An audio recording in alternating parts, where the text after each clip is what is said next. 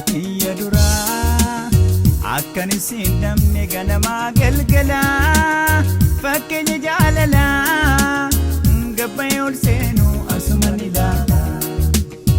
Ijjatiyya duraa akkan isin namni ganamaa galgalaa fakkeenya jaalalaa gabbayee ol seenuu asuman ilaala. Asuman ilaala. Asuman ilaala.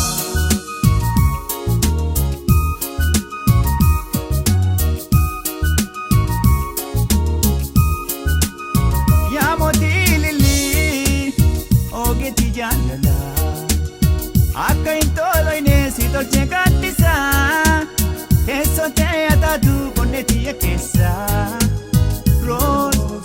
Roozii.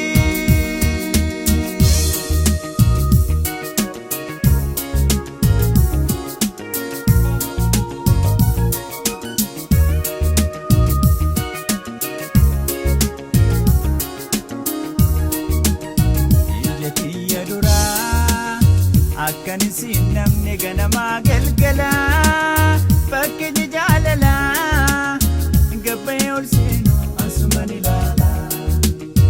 Ijjatiyya duraa akkan isin namni ganamaa galgalaa fakkeenya jaalalaa gabbayee ol seenuu asuman ilaala. Asuman ilaala. Asuman ilaala.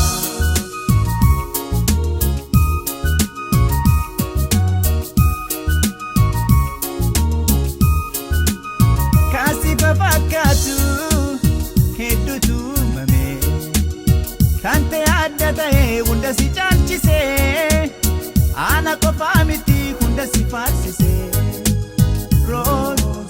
Roozii.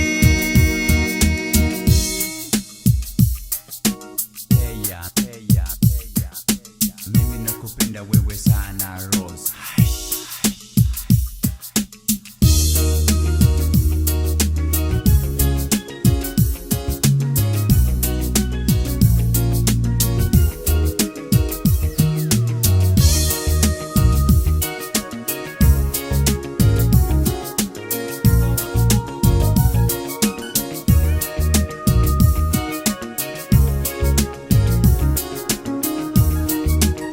Ijjatiyya duraa akkan isin namni ganamaa galgalaa fakkeenya jaalalaa gabbayee ol seenuu asuman ilaala.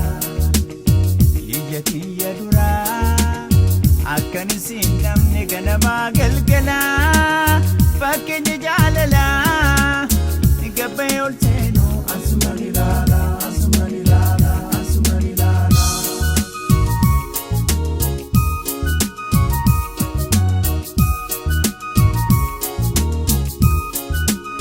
Silakka uumamaa na gubbaan biqilte akka inni eebonee diigatti asiruyidee addunyaa mararraa maqaa koo yaamamte Roozii.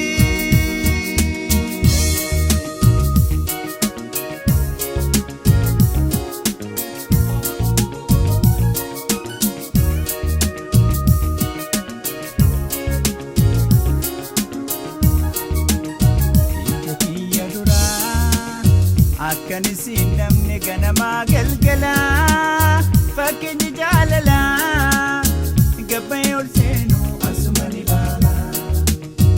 Ijjatiyya duraa akkan isin namni ganamaa galgalaa fakkeenya jaalalaa gabbayee ol seenuu asuman ilaala. Asuman ilaala. Asuman ilaala.